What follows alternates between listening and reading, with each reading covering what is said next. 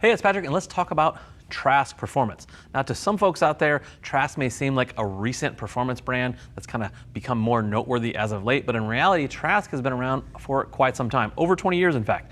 Nick Trask started Trask way back in 2000. Now, he kind of burst onto the scene making turbo kits for Harley-Davidsons. And while they still do that, over the years they built a ton of really rad custom bikes and got very involved in the performance side of Harley-Davidsons, even doing a bunch of bagger road racing. So out of those two things, with the bagger racing and the custom bikes, we get this awesome trickle-down effect that I love when it comes to performance motorcycles and custom building. You get production parts you can actually bolt on your motorcycle. So you see they have kind of a wide array. They cover a lot of area in the part space. Let's start with the big one. Let's start with exhaust. Now, they have exhaust for late model Harley-Davidsons, for twin cams, for twin cam Dynas and baggers, even FXRs, but they also have a line of Indian motorcycle exhausts as well. My favorite, however, is the Assault series here, this Assault 2-in-1, very racy stuff. It's only available in stainless and black. Like I said, kind of lending itself more to the race side of things. No chrome here. And it is very racy. Now, it does have, heat shields, which is kind of different when it comes to stainless pipes. A lot of times you don't get heat shields with stainless pipes. They don't only give you heat shields, they're installed when it gets to you, which is nice. And it has the safety wire on there. Again, a very race-inspired thing is that safety wire with the 12-point hardware. Now, coming back here, one thing that really stands out to me about their 2-in-1 exhaust is this slip fit on the collector here.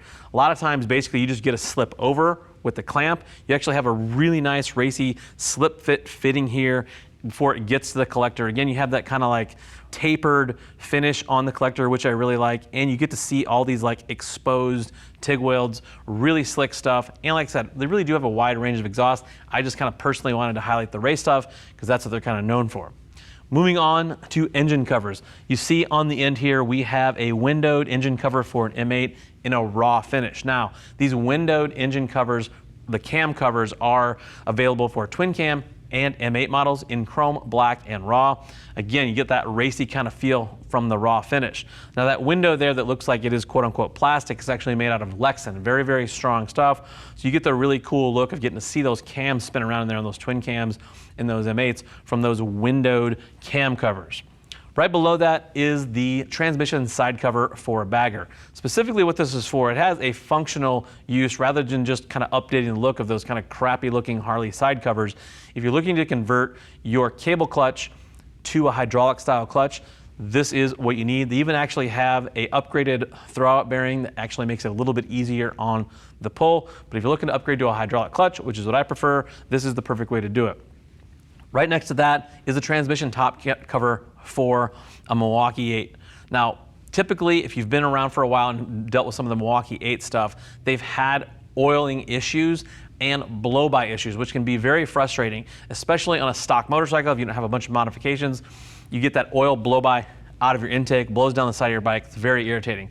This is the easy way to cure that. So even if you don't have a performance motorcycle, you can put that top cover on and cure a lot of the oiling and blow-by issues that are caused from the M8, especially the early ones where they build up a lot of crankcase pressure and blow-by. That vents that off. You get that nice top cover, you get all the hoses you need, nice little breather, and it cures that almost every time. Moving down here to intakes, obviously a performance-based company is going to have intake. They kind of match theirs up to the rest of their windowed line. You get that nice big window in there. You can see that throttle body slide open when you hit the gas. They have a chrome version available, they have a black version available, and a contrast version available. Again, real racy inspired roots here, nice billet backing plate, and of course a washable, reusable filter, very high flow. So if you're going to be doing any kind of performance stuff to your bike, it is nice to have one of those intakes that are going to perform for you. Right in front of me, obviously, we have a set of handlebars. This is their Moto set, but they have a set of handlebars. Their V-line, it's pretty extensive. So they have taller bars available. They even have bars specifically for the Indian baggers as well. So again, they're not just focused on Harleys. They have some focus on the Indian lineup, which is great. This is my pick. I love those Moto style bars. If you follow any of our builds, you see a Moto style bar on a ton of the stuff. It has that nice fat clamping area and then tapers up here. But the other thing I like is you have these gussets here. Again, more of like a race inspired look with that gusset. I think it looks trick. Black and chrome bars available kind of across the board there. Move down here, risers. They have a whole Assault line of risers. These specifically are for the M8 Softail models. I think the Fat Bob. I really like the carbon fiber pieces they put on there. Again, just more race-inspired stuff. And if you see any of their builds, even their like wild custom bikes have all this racy inspiration, and you get that in this riser line. Last but certainly not least, chain conversion for late model bagger. So if you have a late model bagger, it has a cush drive system on the back, not just a straight up sprocket, the old school. Now you have that cush drive, so it makes it a little more complicated to do a chain drive.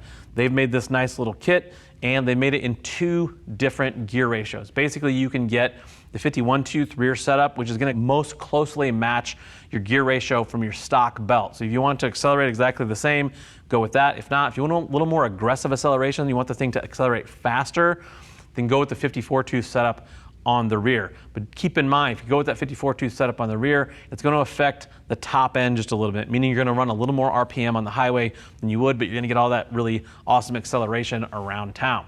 Now, if you have any more questions about this, go ahead and hit that info tab on your mobile device or on your desktop. It's going to take you to the product detail page where you can read other riders' reviews and more specs about all of these products. Still looking for more information? Go ahead and reach out to our customer service team. They would love to talk to you about what works best for you, your budget, and riding style. I am Patrick. Thank you for watching. And go work on those motorcycles.